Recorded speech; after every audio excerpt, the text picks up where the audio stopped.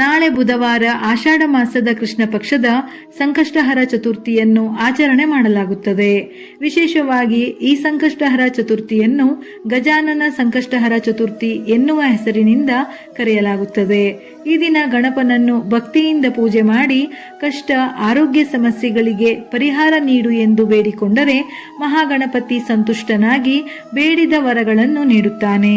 ಈ ದಿನ ಎಲ್ಲ ದೇವಾನುದೇವತೆಗಳೆಲ್ಲ ಪ್ರಥಮ ಪೂಜಿತ ಗಣೇಶನಿಗೆ ವಿಶೇಷ ರೀತಿಯಲ್ಲಿ ಪೂಜಾ ಸೇವೆಗಳನ್ನು ಮಾಡಲಾಗುತ್ತದೆ. ಜೊತೆಗೆ ಭಕ್ತಿಯಿಂದ ಉಪವಾಸವನ್ನು ಆಚರಿಸಲಾಗುತ್ತದೆ.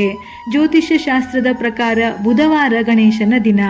ಗಜಾನನ ಸಂಕಷ್ಟಹರ ಚತುರ್ಥಿಯು ಬುಧವಾರದ ದಿನವೇ ಬಂದಿರುವುದರಿಂದ ವಿಶೇಷವಾಗಿ ವಕ್ರತುಂಡನನ್ನು ಶ್ರದ್ಧಾ ಭಕ್ತಿಯಿಂದ ಪೂಜಿಸಿದರೆ ನಮ್ಮ ಪ್ರತಿಯೊಂದು ಕೆಲಸಗಳು ಈಡೇರುತ್ತವೆ. ಚತುರ್ಥಿ ತಿಥಿ ಸಮಯ ಜುಲೈ 24 ಬೆಳಿಗ್ಗೆ 7:30 ಪ್ರಾರಂಭವಾಗಿ ಜುಲೈ 25 ಬೆಳಗಿನ ಜಾವ 4:35 ಮುಕ್ತಾಯವಾಗುತ್ತದೆ. ಚಂದ್ರೋದಯದ ಸಮಯ ನಾಳೆ ರಾತ್ರಿ 9:27. ಗಜಾನನ ಸಂಕಷ್ಟ ಚತುರ್ಥಿಯ ದಿನ ಕೆಲವು ವಿಶೇಷ ಕ್ರಮಗಳನ್ನು ಅನುಸರಿಸುವ ಮೂಲಕ ಗಣೇಶನ ಆಶೀರ್ವಾದ ಪಡೆಯಬಹುದು. ಜೊತೆಗೆ ಜೀವನದಲ್ಲಿ ಆರೋಗ್ಯ, ಸಂತೋಷ, ಸಮೃದ್ಧಿ, ಸಂಪತ್ತು, ಯಶಸ್ಸು, ಖ್ಯಾತಿಯನ್ನು ಗಳಿಸಿಕೊಳ್ಳಬಹುದು. ಗಣೇಶನಿಗೆ ದೂರ್ವೆಯನ್ನು ಅರ್ಪಿಸಿ ಸಂಕಷ್ಟಹರ ಚತುರ್ಥಿಯ ದಿನ ಭಕ್ತಿಯಿಂದ ಪೂಜಿಸಲಾಗುತ್ತದೆ. ದೂರ್ವೆ ಗಣೇಶನಿಗೆ ತುಂಬಾ ಪ್ರಿಯವಾಗಿರುವುದರಿಂದ ಗಣೇಶನ ಪೂಜೆಯಲ್ಲಿ 11 ಜೋಡಿ ದೂರ್ವೆಯನ್ನು ಅರ್ಪಿಸಿ. ಇದನ್ನು ಅರ್ಪಿಸುವಾಗ ಓಂ ಗಂ ಗಣಪತಿಯೇ ನಮಃ ಎಂಬ ಮಂತ್ರವನ್ನು ಪಠಿಸಿ. ಈ ದಿನ ಮನೆಯಲ್ಲಿ ಎಕ್ಕದ ಗಿಡವನ್ನು ನೆಟ್ಟರೆ ಬಹಳ ಒಳ್ಳೆಯದು. ಈ ಬಾರಿಯ ಸಂಕಷ್ಟಹರ ಚತುರ್ಥಿಯು ಬುಧವಾರ ಬಂದಿರುವುದರಿಂದ ವಿಶೇಷವಾಗಿ ಉಪವಾಸದ ಸಮೇತ ಆಚರಿಸಿದರೆ ಜಾತಕದಲ್ಲಿ ಬುಧ ಗ್ರಹದ ದೋಷಗಳಿದ್ದರೆ ಸಂಪೂರ್ಣವಾಗಿ ನಿವಾರಣೆಯಾಗುತ್ತದೆ. ನಾಳೆ ಗಣೇಶನ ಹೆಸರು ಹೇಳುತ್ತಾ 21 ಅಥವಾ 108 ಗರಿಕೆಯನ್ನು ಅರ್ಪಿಸಿದರೆ ತುಂಬಾ ಶ್ರೇಷ್ಠ. ಕುಂಕುಮವನ್ನು ಗಣೇಶನಿಗೆ ಅರ್ಪಿಸುವುದು ತುಂಬಾ ಶುಭವೆಂದು ಹೇಳುತ್ತಾರೆ. ಇದರಿಂದ ಆರೋಗ್ಯ ಸಮಸ್ಯೆಗಳಿದ್ದಲ್ಲಿ ಪರಿಹಾರವಾಗುತ್ತದೆ. ಶಮಿ ಎಲೆ ಗಣೇಶನಿಗೆ ತುಂಬಾ ಪ್ರಿಯವೆಂದು ಹೇಳುತ್ತಾರೆ. ಹಾಗಾಗಿ ಗಜಾನನ ಸಂಕಷ್ಟ ಚತುರ್ಥಿಯ ದಿನ ಶಮಿ ಎಲೆಗಳನ್ನು ಗಣೇಶನಿಗೆ ಅರ್ಪಿಸಿ. ಶಮಿ ಮರವನ್ನು ಪೂಜಿಸುವುದು ಕೂಡ ಶುಭ ಫಲಗಳನ್ನು ನೀಡುತ್ತದೆ. ಇದರಿಂದ ಯಾವುದೇ ರೀತಿಯ ಕಷ್ಟಗಳು, ಶನಿದೋಷಗಳಿದ್ದರೂ ನಿವಾರಣೆ ಆಗುತ್ತದೆ.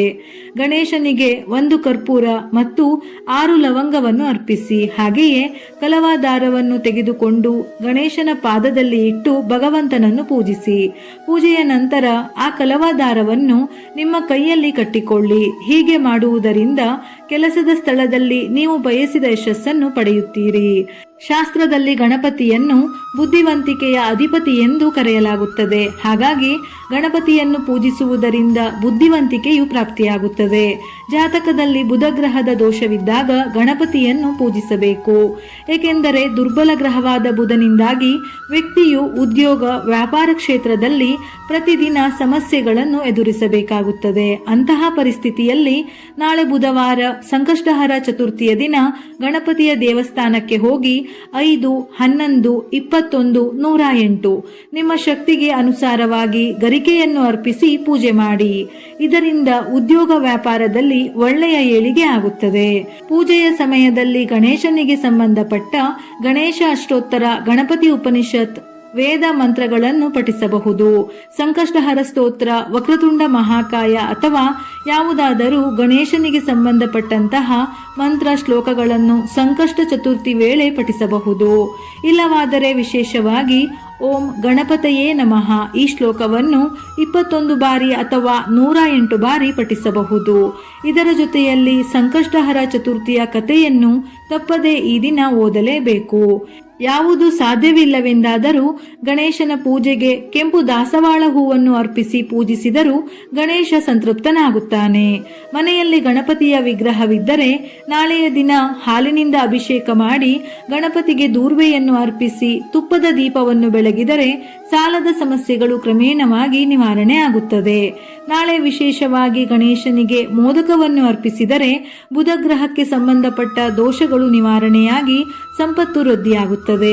ಇನ್ನು ಪೂಜೆಯ ಸಮಯದಲ್ಲಿ ನಿಮಗೆ ಬಂದಿರುವ ಗಣೇಶ ಸ್ತೋತ್ರ, ಮಂತ್ರ, ಶ್ಲೋಕ, ಗಣಪತಿ ಉಪನಿಷತ್ತುಗಳನ್ನು ಪಠಿಸಿ ಅಥವಾ ಕೇಳಬಹುದು. ಸಂಜೆ ಚಂದ್ರೋದಯದ ಸಮಯದಲ್ಲಿ ಚಂದ್ರನಿಗೆ ತಪ್ಪದೆ ಅರ್ಘ್ಯವನ್ನು ಅರ್ಪಿಸಿ ನಮಿಸಿ ಸಂಕಷ್ಟಹರ ಚತುರ್ಥಿ ವ್ರತವನ್ನು ಸಂಪೂರ್ಣಗೊಳಿಸಬೇಕು. ನೆನೆಸಿದ 21 ಕಡಲೆಕಾಳಿನ ಹಾರವನ್ನು ತಯಾರಿಸಿ ಗಣೇಶನಿಗೆ ಅರ್ಪಿಸಿದರೂ ನಿಮ್ಮ ಇಷ್ಟಾರ್ಥ ನೆರವೇರುವುದಲ್ಲದೆ ಉತ್ತಮ ಫಲಗಳನ್ನು ಪಡೆಯಬಹುದು. ಒಂದು ವೇಳೆ ವ್ರತವನ್ನು ಮಾಡದೇ ಇದ್ದರೂ ಸಹ ಈ ಮೇಲಿನ ಪರಿಹಾರಗಳನ್ನು ಸಂಕಷ್ಟಹರ ಚತುರ್ಥಿಯ ದಿನ ಮಾಡಿದರೆ ದುಪ್ಪಟ್ಟು ಫಲ ಸಿಗುವುದಲ್ಲದೆ ಗಣೇಶನ ಸಂಪೂರ್ಣ ಅನುಗ್ರಹ ಪ್ರಾಪ್ತಿಯಾಗುತ್ತದೆ. ವಿಡಿಯೋ ಇಷ್ಟ ಆಗಿದ್ದಲ್ಲಿ ಮರೆಯದೆ ಲೈಕ್ ಮಾಡಿ. ಹೆಚ್ಚಿನ ಮಾಹಿತಿಗಳಿಗಾಗಿ ನಮ್ಮ ಫೇಸ್ಬುಕ್ ಪೇಜ್ ಅನ್ನು ಫಾಲೋ ಮಾಡಿ. ಇದೇ ರೀತಿಯ ಮನಮುಟ್ಟುವ ಉಪಯುಕ್ತ ಮಾಹಿತಿಗಳಿಗಾಗಿ ಮತ್ತೆ ಭೇಟಿಯಾಗೋಣ.